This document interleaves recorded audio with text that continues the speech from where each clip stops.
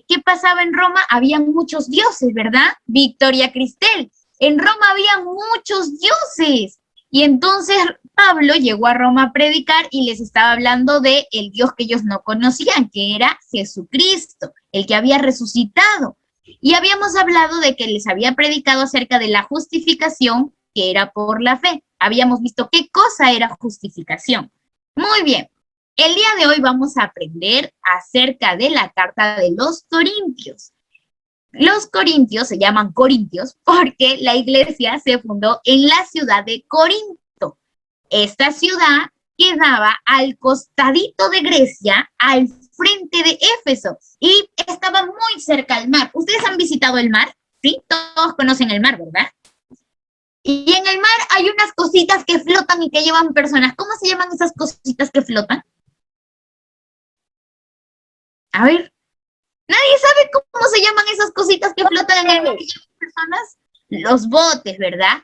Muy bien. En la ciudad de Corinto habían muchos botes y habían muchas personas que trabajaban en un comercio o vendiendo cosas o llevando cosas en los botes. Así que en esa ciudad había mucho dinero, porque era una ciudad de comercio, comercial. En esta ciudad, Pablo conoció a dos amigos, a Aquila y Priscila, que se habían venido de Roma porque los estaban persiguiendo. A los de Roma les habían quemado sus casas, los estaban metiendo en las cárceles y todos los cristianos estaban que corrían, que huían. Y había un grupito que se había refugiado en algunos escondites que tenían los cristianos. Eran sus búnkers y sus lugares secretos.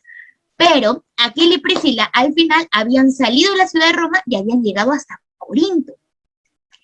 Y es aquí en donde Pablo empieza a escribir su carta. Pero vamos a ver más o menos cómo era la predicación en Corinto, ¿sí? Vamos a escuchar qué es lo que dice Pablo y muy atentos a lo que él dice, ¿de acuerdo?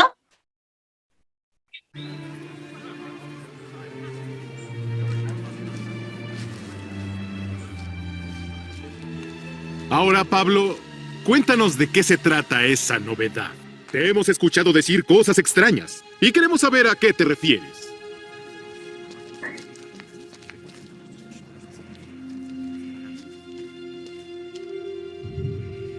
Hombres de Atenas, veo que ustedes son muy religiosos en todo sentido, porque mientras caminaba observé la gran cantidad de dioses, y uno de sus altares tenía la siguiente inscripción: a un Dios desconocido. Este Dios, a quien ustedes adoran sin conocer, es de quien yo les hablo. Él es el Dios que hizo el mundo y todo lo que hay en él, ya que es el Señor del cielo y de la tierra. No vive en templos hechos por hombres. Tampoco necesita ayuda de nadie. Él es quien da vida y aliento a todo y satisface cada necesidad. De un solo hombre hizo las naciones para que habitaran la tierra. De antemano determinó los períodos de su historia y los límites de cada una. Su propósito era que las naciones buscaran a Dios y quizá acercándose, tocando a ciegas, lo encontraran. Aunque Él no está lejos de ninguno de nosotros, pues en Él vivimos, nos movemos y existimos. Como dijeron algunos de sus propios poetas, nosotros somos su descendencia, y como esto es cierto, no debemos pensar en Dios como un ídolo diseñado por artesanos y hecho de oro, plata o piedra. En la antigüedad Dios pasó por alto la ignorancia de la gente acerca de estas cosas, pero ahora Él manda que todo el mundo en todas partes se arrepienta de sus pecados y vuelva a Él. Pues Dios ha fijado un día para juzgar al mundo con justicia por medio del hombre que Él ha escogido. Y les demostró a todos quién es ese hombre al levantarlo de los muertos. Eso es ridículo. Los muertos no resucitan. ¿Quién es este hombre, Diodoro? ¡Sáquenlo! ¡Basta de tonterías! ¿Crucificado? ¿Y luego resucitó? Nadie está escuchando.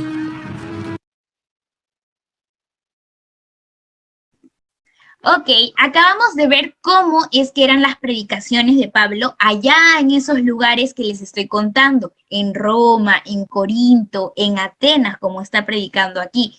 Recuerden que aquellas ciudades tenían dioses desconocidos de otros lados, así, medios místicos, misteriosos, dioses del trueno, de la tierra, del agua, del pececito, el cocodrilo, de la rana, de todo tenían dioses. Mucha idolatría había ahí. Entonces, el apóstol Pablo les escribía a estas iglesias siempre recordándoles de que nosotros teníamos un solo Dios, que era Cristo, y de que ellos debían dejar de estos pecados, debían dejar de esta idolatría, de los sacrificios que ofrecían estos dioses, tenían que dejarlos atrás y tenían que vivir para Cristo. Sus prácticas anteriores las tenían que olvidar. Muy bien. En la primera carta de Corintios, porque Pablo escribe 2 cartas a la iglesia de Corintios, 2 cartitas. En la primera carta de Corintios, que se escribió 55 años después de Cristo, más o menos por ahí, esta es escrita en Éfeso. Una familia, la familia de Cloé, le informó al apóstol Pablo que habían peleas en la iglesia de Corinto. Así como cuando a veces uno se pelea con el hermanito o la hermanita, así había pasado en la iglesia de Corinto. Muy mal, muy mal. Entonces la familia de Cloé le dice al apóstol Pablo, le escribe en su carta y le dice: Pablo, no sabes, la iglesia de Corinto tan que se jalan los pelos, tan que se pelean aquí, este es mío, este es tuyo, no, que así sí, y así se peleaban. Y también le había contado, en esa carta le decían cómo se peleaban y los pecados que estaban haciendo. Tenían muchas chicas, tenían muchos chicos y ni siquiera se habían casado. Entonces se practicaba una inmoralidad. Muchos esposos no querían a sus esposas y las trataban mal. Entonces el apóstol Pablo tenía que corregir esas cosas y les escribió diciéndoles cómo tenían que comportarse en la iglesia, cómo tenía que ser la iglesia de Cristo. Además, también la iglesia de Corinto estaba sacrificando animales a ídolos. Y Pablo les dijo: ¿cómo van a estar sacrificando animales a los ídolos? Ustedes ya no tienen que hacer esas cosas, porque Dios no les pide sus sacrificios. Asimismo, muchos matrimonios, muchos padres se querían divorciar de sus esposas, ya no las soportaban, ya no se soportaban en su casa, peleaban todo el día y decían: ay, ya no quiero a mi esposa, ya no quiero a mi esposo, me quiero ir de la casa.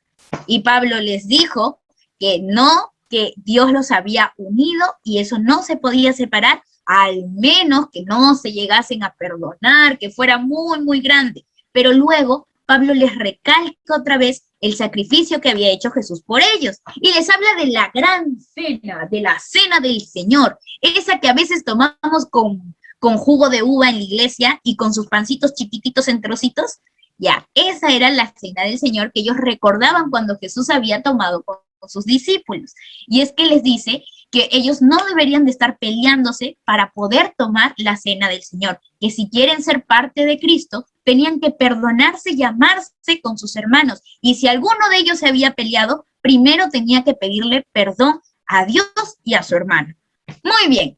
Luego también habla en esta carta acerca de los dones espirituales, porque algunos eran profetas, algunos eran maestros, algunos tenían sueños, y él les dice de que todas estas cosas habían sido un regalo de Dios para que los hermanos puedan ayudar a la iglesia a ser edificada, a crecer espiritualmente. Y por último, Pablo les está hablando del amor cristiano y la resurrección de Cristo, de que nosotros debemos de amar a nuestros hermanos para evitar las contiendas. Todo eso les habla Pablo en su carta, en su primera carta.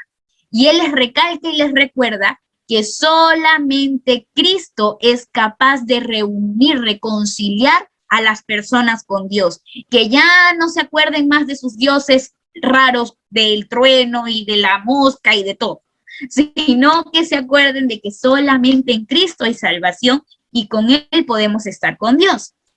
Y les recuerda que solamente los cristianos verdaderos pueden dar un amor verdadero, un amor que no es fingido. Si tú amas a tu hermano, amas a Dios. Si tú amas a Dios, amas a tu hermano. Los dos tienen que estar juntos siempre.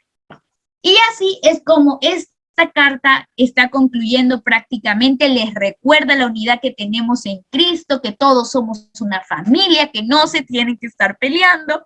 Y así es que Pablo termina su carta para los Corintios y les recalca y les recuerda que se tienen que amar porque Dios vive en ellos y que tienen que dejar sus prácticas antiguas y que tienen que vivir en el amor que hay en Cristo. Y bueno, después, este es el versículo que quiero que recuerden de la primera carta de Corintios. Todo lo que hagan, háganlo con amor. Si van a hacer su tarea, háganla con amor. Si van a servirle agua a su hermano, háganla con amor. Si van a leer algo, háganlo con amor. Si le van a prestar o van a jugar con alguien, háganlo con amor. Todo lo que vamos a hacer va a ser con amor. Porque si no tenemos amor, de nada nos sirve. Somos como una latita que suena así, como una hojita que cae y se seca. No tenemos valor, pero el amor nos hace muy valiosos para nuestros hermanos, porque el amor se sacrifica por sus hermanos. El amor todo lo perdona, todo lo sufre. Nos soportamos cuando tenemos amor. Así que todito hay que hacerlo con amor. Y en su segunda carta, unos mesecitos después, Pablo se tuvo que ir de Corinto porque lo estaban persiguiendo. Pablo ya era muy conocido por ahí y decían, ese apóstol Pablo que para hablando de Jesús no puede estar aquí enseñando en las sinagogas porque él habla otras cosas raras, así que no lo traigan para acá. Y lo perseguían y lo buscaban a Pablo. Vamos a chapar a Pablo, lo vamos a capturar. Entonces Pablo se tuvo que ir. Se fue para Macedonia y ahí se encontró con su amigo Tito. Muy bien. ¿Y qué pasó? La mayoría de la iglesia de Corinto se había arrepentido después de la primera carta que había llegado, pero habían venido unos falsos maestros que no querían el bien de la iglesia. Estos falsos maestros decían, Pablo no es apóstol de Cristo, Pablo es un charlatán. Él habla bonito porque sabe hablar, pero es un orgulloso. No, Pablo no es un hijo de Dios, Cristo no lo ha llamado, no es apóstol de Cristo, no sigan a Pablo, olvídense de lo que Pablo les ha dicho. Así le decían a la iglesia de Corinto. Entonces Pablo se ve en la preocupación y entonces escribe una carta y dice, no, hermanos, yo soy apóstol de Cristo, llamado por Cristo y todo lo que yo hago es en Cristo. Si algo hablo, no lo hablo por mi propia cuenta, sino por el Espíritu Santo.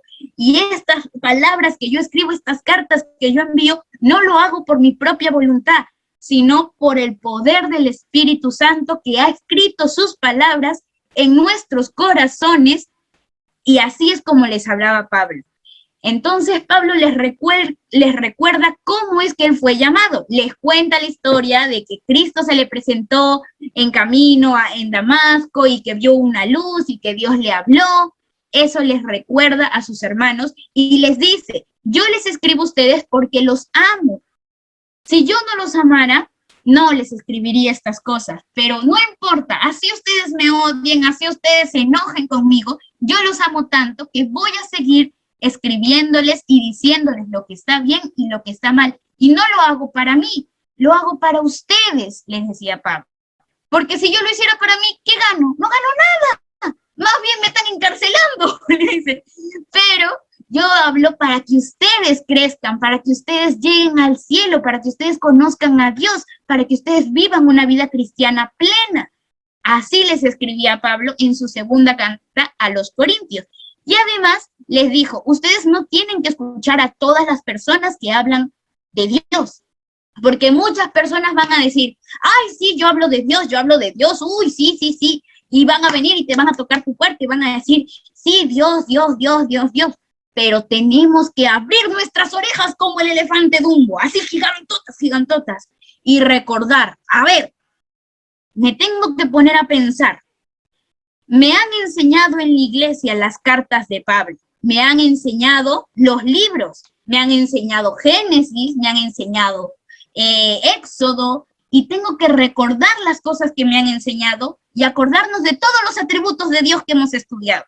Que Dios es santo, que Dios es soberano, que Dios es todopoderoso, tenemos que acordarnos de eso. Y cuando alguien venga y nos hable de Dios, tenemos que pensar así. ¿Será que este mensaje dice que Dios es todopoderoso? ¿Será que este mensaje dice que Jesucristo es mi Señor? Si no dice esas cosas, no es de Dios. Ahora, muchas personas van a venir a hablarles de Dios por intereses. Van a querer cosas de ustedes. Van a querer que ustedes les hagan cosas. Por ejemplo, van a querer la plata de su papá y su mamá. Sí, van a querer esas cosas, no porque los aman, Entonces nosotros tenemos que tener mucho cuidadito con esas cosas. No todos los que dicen Señor, Señor, son de Dios. Las personas que los aman y que quieren el bienestar para ustedes son las personas que están hablando del Señor correctamente, no los que quieren sacarles cosas a ustedes, ¿de acuerdo? Así que no le crean a todos los que paran diciendo yo hablo de Dios, yo hablo de Dios, yo hablo de Dios, yo hablo de Dios. No, no todos hablan acerca de el Dios al que la Biblia nos ha enseñado, ¿de acuerdo? Y por último, les dice, a ver, hermanos, yo no es que sea orgulloso, no es que me crea más. No, yo no tengo nada de qué gloriarme, no tengo nada de qué enorgullecerme ni creerme más. Si lo único que tengo para sentirme alegre, dichoso y proclamarlo y decirlo a todo el mundo es que Cristo me ha salvado y que yo soy un débil, que yo tengo errores, pero Cristo hace su obra en mí. Así que si algo ustedes van a proclamar, van a engrandecer y se van a sentir felices, es de lo que Dios ha hecho con Victoria Cristel, con Jeremy, con Stephanie, con Camila, con Josué, Caleb, Salvador, Emanuel, con Mía, con Natalie, con Daisy, con lo que Dios ha hecho en nuestras vidas y lo que ha hecho en la cruz, nuestra salvación. De eso sí debemos sentirnos orgullosos, felices, proclamarlo, gritarlo, decirlo, pegarlo, escribirlo, por todas partes, anunciarlo, ¿de acuerdo? Esa es la razón por la cual nosotros debemos estar muy felices y orgullosos. No hay otra cosa. No importa si tú eres sabio, si tú tienes muchos talentos, porque todo lo que nosotros tenemos viene de Dios. Y para eso viene el siguiente versículo que quiero que aprendan. En 2 Corintios 3:5 dice así: no que seamos competentes por nosotros mismos para pensar algo de nosotros mismos, sino que nuestra competencia proviene de Dios. Eso quiere decir de que todos los talentos, todas las habilidades, toda la sabiduría, todo aquello bueno que viene probablemente de tu mente, no es tuyo, es de Dios. Así que todo lo que tú hagas es para la gloria de Dios. ¿De acuerdo, chicos? Muy bien. De esta manera vamos a concluir el mensaje. Vamos a cerrar nuestros ojitos para orar. Y si alguien tiene una pregunta, la hace, ¿de acuerdo? Cierren ahí sus ojitos para orar.